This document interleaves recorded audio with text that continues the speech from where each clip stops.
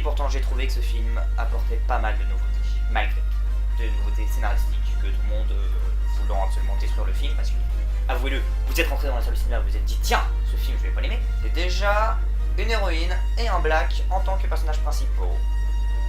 D'autant plus que ce sont deux héros qui ne respectent pas du tout la base du héros, c'est-à-dire le héros, qu'est-ce qu'il veut faire?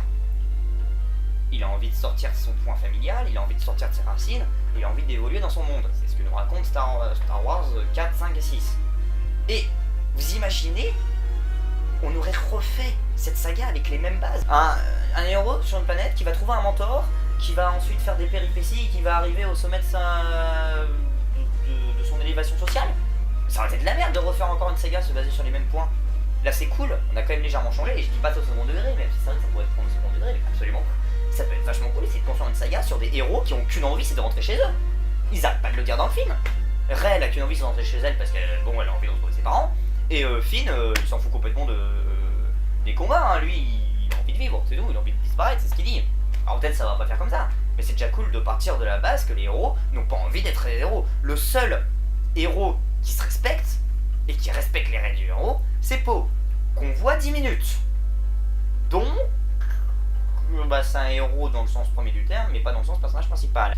C'est vraiment un film, oui, désolé, basé sur la destruction de quelques lois hollywoodiennes. Oui. C'est pour ça que vous avez pas aimé. Oui. Par exemple, le méchant. Car ce foutu méchant est absolument génial. De base, ce n'est pas un méchant. C'est un putain d'ado, pleine crise d'infériorité qui peut diriger une galaxie. Hitler.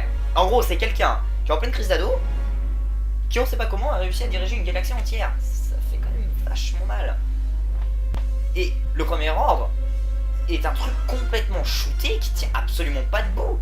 C'est dirigé par des genoux, sympa comme tout. Enfin désolé, mais c'est cool. C'est un concept. Parce que c'est cool, c'est que ce soit pas des héros héroïques qui sont là pour juste la gloire et qui sont des gens comme 90% de l'humanité. Alors peut-être que je me trompe et je suis désolé, vous, je suppose que vous participerez pas au combat. Enfin, peut-être que si. Comment dire? Si, vous pourrez participer au combat parce que vous avez pas envie de vous faire diriger par des gros enfoirés. Mais il y a pas mal de trucs que font les héros dans les films que vous ferez pas. Et ça fait du bien de pas avoir tous les stéréotypes des héros. Alors que dans ce genre de film, on les a tout le temps. Même avec Rogue One, il y a les stéréotypes du héros. Alors Rogue One, j'ai adoré ce film, mais il y a quand même tous les stéréotypes du héros. Et donc c'est cool que là, on change un peu les rôles, qu'on essaye de changer les trucs. Et c'est cool. Parce que par exemple, la scène à 1h03, je crois, elle résume bien le film. On a inversé les rôles. Le mec est inférieur à la fille, il ne s'embrasse pas, etc. Alors que dans n'importe quel film, à la fin, ils seraient partis en couple. Et non, parce qu'ils essayent de changer un peu les règles de base hollywoodiennes. Et c'est cool. Désolé, c'est cool de pas avoir toujours une chose. Les persos sont assez originaux dans leur ensemble. Rey maîtrise la force parce qu'elle est face au méchant le plus con de la galaxie. Ne vous inquiétez pas, vous la mettez devant Dark Vador, elle mourra. Hein. C'est la base. C'est juste que ce mec est complètement con. Donc bon, vous voulez faire quoi? Elle est complètement capable de résister. Le flashback de Rey est vachement stylé. Point. Parce que faut bien quand même dans un film, surtout un Star Wars, il y ait un peu de style, de scènes vachement stylées. Bon, on vous explique pas spécialement ce qui se passe, mais c'est juste pour la vue. Juste parce que c'est beau. Non. Ça vous est jamais arrivé d'arriver devant une scène et de vous dire ok, laissons tomber le scénario, voyons ce que nous font le réalisateur, ce que nous fait le réalisateur. Non, ça vous est jamais arrivé? Eh ben barrez-vous du cinéma et allez lire des bouquins parce que la base du cinéma c'est le visuel. Désolé de vous l'avouer, je vous ai déçu, excusez-moi. C'est la merde. Finn, je tiens juste à préciser que ce n'est pas un clone, hein. Il a été programmé depuis la naissance, ils le disent dans le film, donc vous avez pas remarqué. Je trouve ça aussi cool que les films soient beaucoup plus proches dans l'univers étendu. Je trouve ça quand même vachement stylé qu'on ait une saga où tout n'est pas expliqué dans un seul épisode, mais ça soit tellement grand. Et comme dit l'autre dans l'abondance de Star Wars 8, so much bigger. Voilà. C'est pas grave parce que tout sera expliqué à côté, ne vous inquiétez pas, on sortira des livres pour vous expliquer si vous voulez des explications. Oui, c'est une stratégie commerciale. Un peu comme tout le cinéma. Désolé de vous l'avouer. Et si vous voulez pas d'explications, vous pouvez faire l'imagination comme moi. Et ben vous avez pas qu'à lire les livres, point. Enfin les livres ou les films qui vont sortir à côté. Parce que c'est vachement grand comme truc et on peut même imaginer qu'il y a des univers parallèles si vraiment le set vous plaît pas. Hein. Imaginez qu'à partir du 6, il y a eu un portail spatio-temporel, il y a eu 2 univers qui se sont créés, vous allez recréer vos propres sagas dans votre coin. Vous allez prendre les stéréotypes du héros, vous allez les mener en haut. Allez, peut-être, allez, faites-le. Allez-y. Un autre point que j'ai trouvé vachement intéressant, c'est on tue moins les gens pour le spectacle. Et enfin, il y a un réalisme en plus, mais par exemple dans la scène où on attaque, ils ont dû envoyer une dizaine de vaisseaux et on déplore quand même qu'il y a des morts, alors qu'il y a eu entre guillemets que 2 vaisseaux, donc 2 ou 4 pilotes, je sais pas combien exactement ils sont dans les vaisseaux, 2 ou 4 pilotes qui sont morts. Et on déplore quand on voit quand même à leur tête qu'ils sont attristés d'avoir des pilotes qui sont morts. C'est pas comme dans le 4 où sincèrement il y a tout le monde qui meurt, il y a juste Luke qui survit et tout le monde s'en fout. On applaudit Luke, mais tout le monde s'en fout que les autres soient morts. Alors que là on tue moins quand même pour le spectacle, il y a moins de personnes qui meurent, c'est plus... Enfin niveau humanitaire c'est quand même vachement mieux régi. Et quand il y a beaucoup moins qui meurent, eh bien ça fait vachement plus mal. Alors aussi, au cas où vous n'êtes toujours pas convaincu, je vais juste vous préciser un truc, Star Wars a toujours contenu des erreurs. Et par exemple, il y a quand même des détails plus réalistes dans les autres films. Exemple, dans le 2, ils doivent y aller incognito sur leur planète respective, et ils prennent une énorme navette. Et pourtant, on s'en plaint pas ce genre de problème scénaristique. Vous et moi non plus. Car la saga est bien plus grande. Mais par exemple, il y a des petits détails qui rendent le film plus réaliste qui ont été réglés dans le 7, genre par exemple le coup de l'horloge intergalactique. Où ils disent réglez-vous sur l'heure galactique. C'est des petits détails, mais ça rajoute un peu de réalisme et ça rajoute dans ce film, et c'est cool.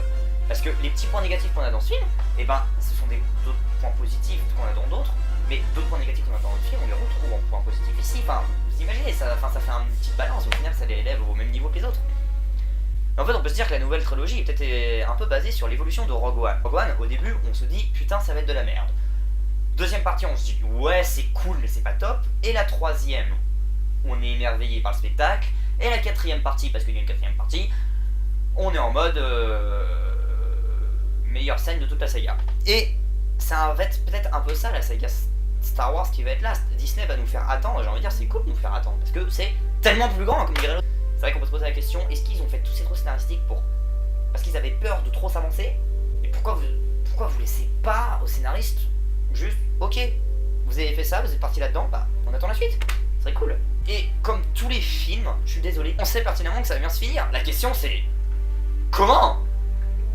D'autant plus que je vous rappelle que Maz nous explique à un certain moment que il y a un effet de boucle, que les Sith, enfin le côté obscur de la Force, il y a les Sith, l'Empire, puis le Premier Ordre. C'est un effet de boucle. Donc après le Premier Ordre, qu'on l'aura détruit, il y aura quoi?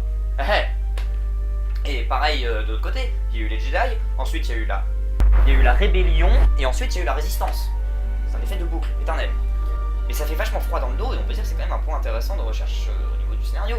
C'est depuis peut-être des millénaires qu'on se trimballe avec le côté obscur et le côté clair qui sont la bataille, et peut-être qu'on nous racontera, peut-être pas dans cette trilogie, hein, je pense, mais dans d'autres trilogies, plus tard, la fin du côté obscur, ou mieux, la fin du côté clair.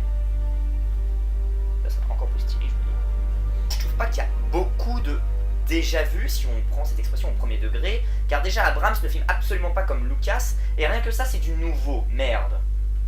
Comme Lucas ou les autres, hein. Je suis désolé, la différence est assez minimaliste. Hein.